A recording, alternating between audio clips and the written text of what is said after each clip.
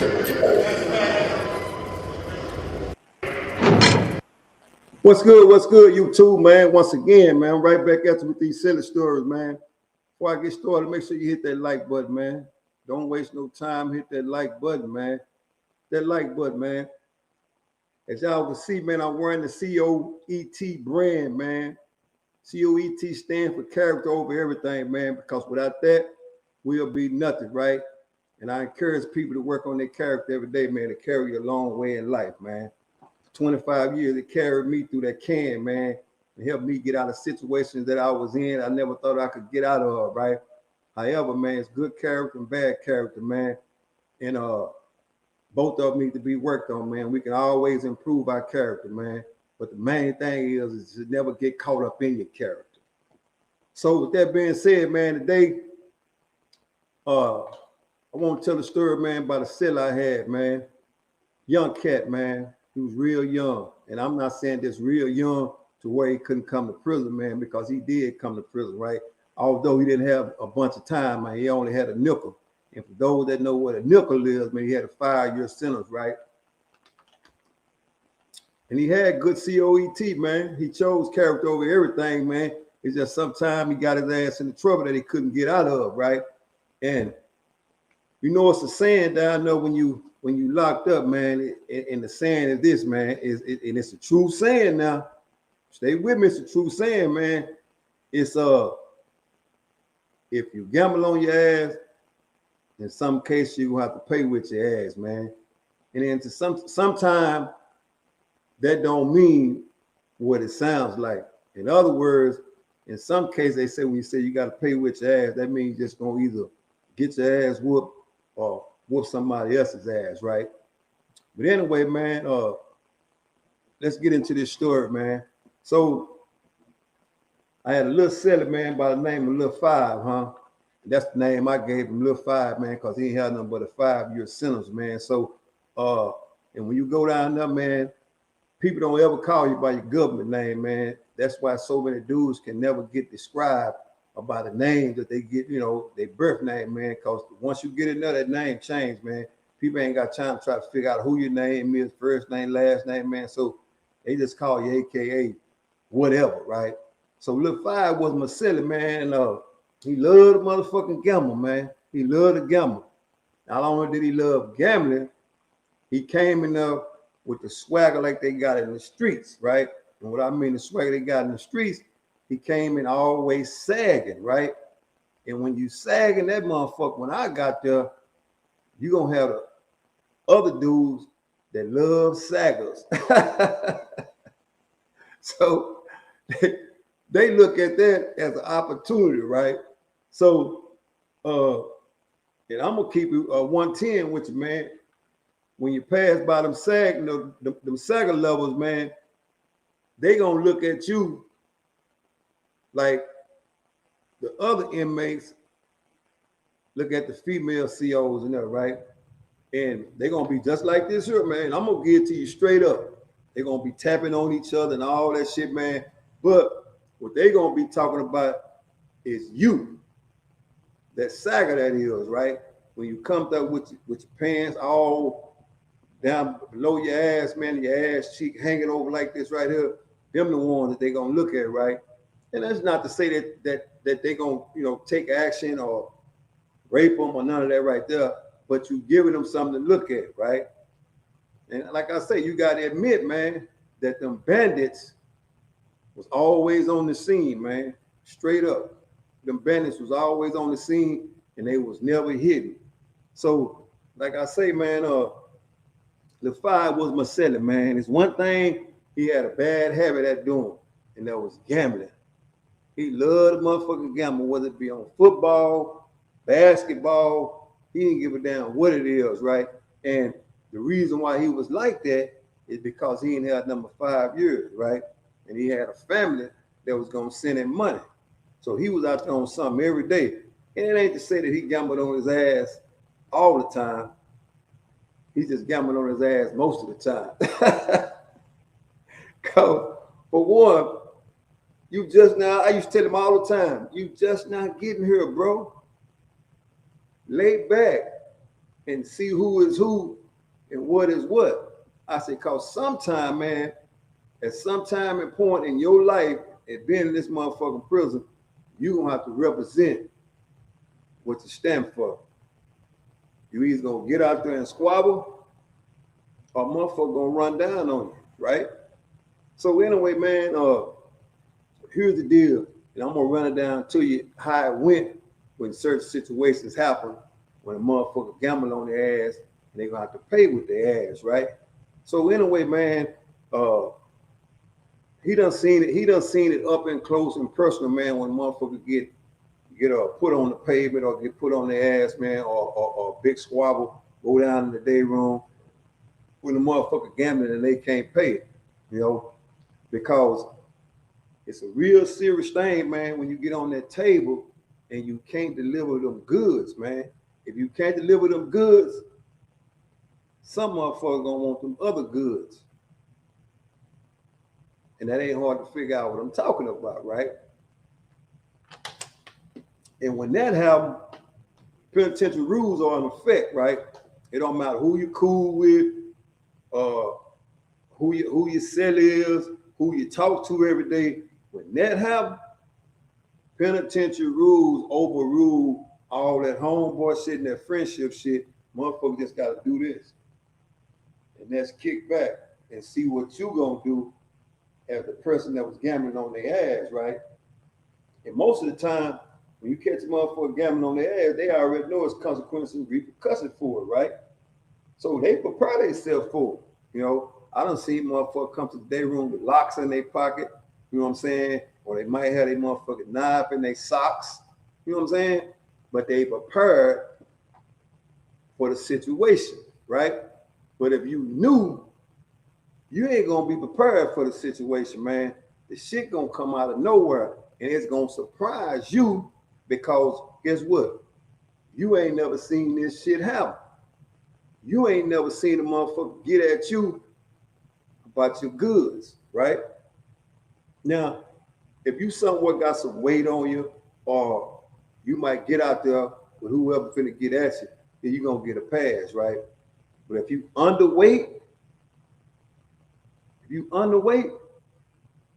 out there in that water, man. And what I mean out there in that water, you out there with a motherfucking paddle, no boat. It's all water out there, right? So what you doing, you looking for somebody to throw you a life jacket. But that's the wrong answer. When I was in prison. Nowadays, it done switched up in the 2000s, man. Motherfuckers are bet on their ass and, you know, do all type of shit and stall power you, don't pay you. Why? Because they know one thing. All they got to do is send that I-60 in, and they going to come down there and rescue them. And what they going to tell you is that you finna get moved because we got I-60 in on you about you hogging a certain inmate. But story told, you ain't really hogging no motherfucker. He just done sit down at the table and done lost, or he done went to the Gavin house and then got beat out of all his money. So he broke and he ain't got no other way to get it back. So he gonna go down there and tell it on you and they gonna come lock your ass up. But he still ain't gonna get the money back, right? So let's go ahead, man, and get back on little 5. I just want to paint y'all a picture, man, of how that situation worked when it did work, right? So anyway, man, we down there playing poker one day, right? We down there playing poker one day. And when you come to the table, you got to already bring your sack to the table. Ain't no getting in the game if you ain't bringing that sack to the table. Straight up, right? Now, look, 5, he was pretty good, you know, with table games, man.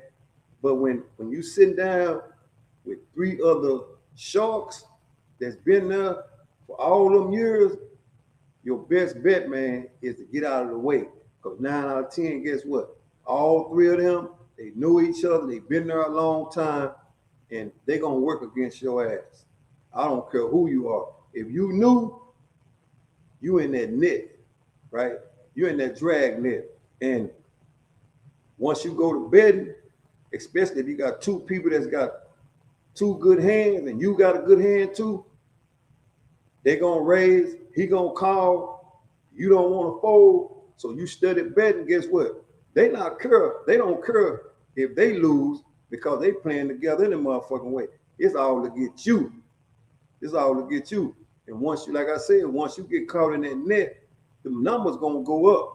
And what you not gonna do, you ain't gonna leave from the table because you ain't got no discipline to leave. So you gonna stay there and get your ass skint up, penitentiary rules in effect. Play on your ass, pay with your ass, right? And keep in mind, like I said at the beginning of the story, it don't necessarily mean that a motherfucker gonna get at your goods. It means that you might just get dropped or you might have a squabble, right? And sometimes it ends like that, right? But not in all cases. So anyway, man, like I said, we playing poker, right? 5 lose. He get out of the game. Now he on the sideline, right? But what done happened is now he got a little time to stall because ain't nobody, getting up on the table and ain't no money being collected right now. But soon this game over with, and when they do the add up on the marker, you're gonna be done told who won the game, right? And that, that right there itself say, hey, you know what? He owed him and he owed him. And when you call in the swing, like I said, it don't matter about them two because they playing together anyway. You know what I'm saying? And if it's a third person, you might wind up owing the whole motherfucking table and you can't pay that. So that's why I say it's important to always know who you're gambling against. Because if you gambling against 3 bandits, you in trouble, man. You in trouble. If you gambling against 3 bandits and you can't move the right way it need to be moved, you in trouble. Because guess what's gonna happen? They're gonna want that money. They're gonna want that money. And at the end of the day, they coming to get it. And can't nobody save you. Can't nobody save you. So we in the house, right? Me and 5 in the house. So I tell him, I say, man, what you gonna do about that money you owe them dudes, man? I'm gonna have my mama to put it on this book, that book, and them books right there, right? I said, look, man, keep it real, man. Your mama ain't finna put all that money on these dudes' books without asking no questions. Man, I'm telling you, she gonna put it on that book. I said, okay, I'm cool with that. You know what I'm saying? So he get all offensive with me. Like I told him, you don't owe me shit. What you tripping with me for? You owe them dudes in the day room. You don't owe me shit. And right now, I know you ain't got it. I know you ain't got it because I stay with you. You ain't got it in the locker. You ain't got it in the locker. I know you don't. And not only that, I told him, I said, look, I told you last time, if you get on that table, gambling on your ass, you're going to have to take care of the business because I ain't going to get involved, right? I got me. I said, okay, hero. All right, hero. Because, they come down there with the mentality like this here, man, that the same rules applied in the street, they could bring the same rules with them. No, that ain't how that go. So, like I say, he owed them dudes in the day room the money. And I done already made his bond on a whole bunch of occasions. Why? Because I ain't want shit to happen to him, right? I really was in violation for going speaking on his behalf to somebody else he owed the money to. But I know he ain't had nothing but a nickel. So, you know what I'm saying? I want him to go on to the house. But what he didn't understand is he's sitting at the table with some veterans that can skin a coon. And what I mean by skin a coon is you knew. So when you sit down at that table, that's what they look at. They going coon hunting. You know what I'm saying? That's what we used to call them. When you sit down at the table and you knew and you didn't know what was going on, you was a coon. And the saying was this: we gonna get a coon before noon. And if you fall in that coon trap, you out of there. You out of there. But like I said, man, when he came in the cell with me, I gave him the game. Let him know that the gambling is good if you got the money on the wood. But don't get down on that table if you don't know who you getting down there with. You because these dudes been down here a long ass time, man, and they ain't got no problem. They got no problem, man, with taking advantage of you, man. They done it time and time again. And at that time, when I was down there, ain't nobody putting that cape on. When they come, penitentiary rules in effect, Hollywood, we already know it's a silly, man, but you already know what time it is. Shit, I ain't got nothing to do with it. I'm gonna stand to the side. So when they running that cell on your ass, whatever happens is gonna happen. You're gonna have to fade that. You either fight all of them or fuck all of them. So what I mean by that is that you ain't doing nothing like that. They doing it to you. And that's just the way it was, right? So anyway, man, and this time it wasn't no different, right? I can remember like it was yesterday, right? So I'm playing knock in the day room. So, you know, they run in and out every hour on the hour, right? So I run to the house, you know what I'm saying? I go to the house, give me a cup of coffee, you know what I'm saying? Might got me a couple of snacks, bring it back to the day room, man, and get back on the table, right? So anyway, they go on, man. So a motherfucker come to me and say, well, where you sell that? I said, oh, here in the house. But I'm not thinking nothing of it. I just said here in the house. Because people ask you where you sell that all day. Some might be looking for you just to holler at you. Some might be looking for you, do whatever. But I'm not thinking that this the day that he finna get ran down on, right? Not my business. So anyway, man, before I go on, I'm gonna tell you how it happens when they get ran down on. And the shit is crazy. Listen to this here. So anyway, when they run the cell on you, the whole block gonna hear your ass hollering. But the whole block got a lot of shit going on, and they don't want the laws to hear you, right? So I'm gonna tell you what they start doing on the block. What they start doing on the block, they're gonna start rattling the motherfucking bars, beating on lockers, and all type of shit. That's a distraction, so the police won't hear what's going on the back end. And on the back end, they done ran in on you and making you pay the money in another way. Like I said, if you fucking with them bandits at that table and you can't pay, that's all they want. They don't give a damn about the money. They finna run in and get you for your goods. And I ain't talking about your commissary, right? So anyway, on that particular day, man, I go to the house, right? This after they asked me where your cellie was at. So I go to the house. He wasn't coming out.